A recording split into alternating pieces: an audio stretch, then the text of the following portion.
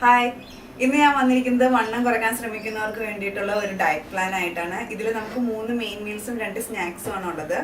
ഈ diet plan നിങ്ങളുടെ successful ആവണമെന്നുണ്ടെങ്കിൽ ഈ 4 ടിപ്സും കൂടെ ഫോളോ ചെയ്യണം. ഫസ്റ്റ് ടിപ്പ് എന്താണെന്ന് വെച്ച് കഴിഞ്ഞാൽ, നിങ്ങളൊരു ടീ ഓർ കോഫി പേഴ്സൺ ആണെന്നുണ്ടെങ്കിൽ അത് റീപ്ലേസ് ചെയ്ത് ഗ്രീൻ ടീ ആക്കണം. ഗ്രീൻ ടീയിലോട്ട് പിന്നെ പഞ്ചസാര ഒന്നും ചേർത്തേക്കരുത്.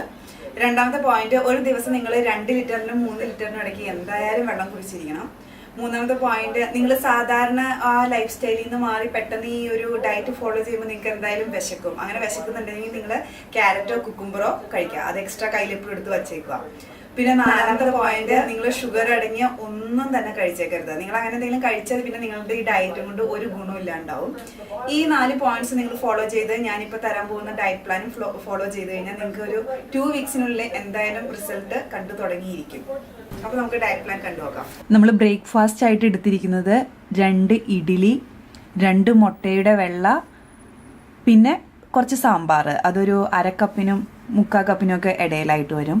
ഇപ്പം ഈ ബ്രേക്ക്ഫാസ്റ്റിൽ നിങ്ങൾക്ക് വേണ്ട കാർബോഹൈഡ്രേറ്റും പ്രോട്ടീനും വെജിറ്റബിൾസും എല്ലാം തന്നെ കിട്ടുന്നുണ്ട്. ഇതൊരു ഹെൽത്തി മോർണിംഗ് ബ്രേക്ക്ഫാസ്റ്റ് ആണ്.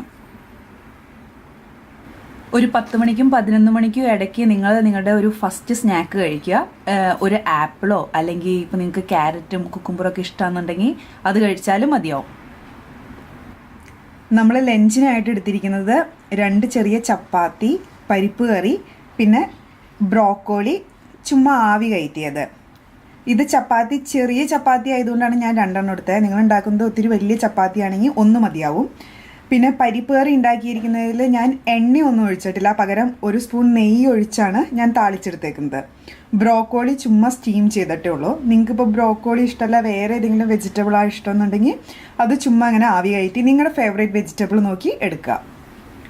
വൈകിട്ട് 4 മണിയൊക്കെ ആവുമ്പോൾ നിങ്ങൾ വീണ്ടും ഒരു ഫ്രൂട്ട് കഴിക്കുക. ഞാനിപ്പോൾ എടുത്തിരിക്കുന്നത് വാട്ടർമെലനാണ്. നിങ്ങൾക്ക് ഫേവറേറ്റ് വേറെ ഏതെങ്കിലും ഉണ്ടെങ്കിൽ അതെടുത്താലും മതിയാവും.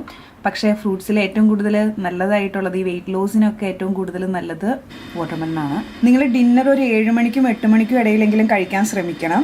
ഞാനിപ്പോൾ ഡിന്നറിന് വേണ്ടി ഇവിടെ എടുത്തേക്കുന്നത് ഒരു സാൽമണും കുറേ വെജിറ്റബിൾസ് സ്റ്റീം ചെയ്തതുമാണ്. സാൽമൺ ഞാൻ ഗ്രില്ല് ചെയ്തതാണ്. നിങ്ങളുടെ ഗ്രില്ല് ചെയ്യാനുള്ള ഓപ്ഷൻ ഇല്ലാന്നുണ്ടെങ്കിൽ നിങ്ങളൊരു വളരെ കുറച്ചൊരു 1 ടീസ്പൂൺ എങ്ങാനും എണ്ണ ഒഴിച്ച് ഒരു നോൺ സ്റ്റിക്ക് പാനിൽ ഫ്രൈ ചെയ്തെടുത്താൽ മതി. വെജിറ്റബിൾസ് ബ്രോക്കോലി തന്നെ വേണമെന്ന് നിർബന്ധമില്ല. നിങ്ങളുടെ ഫേവറേറ്റ് വെജിറ്റബിൾസ് എടുക്കാം.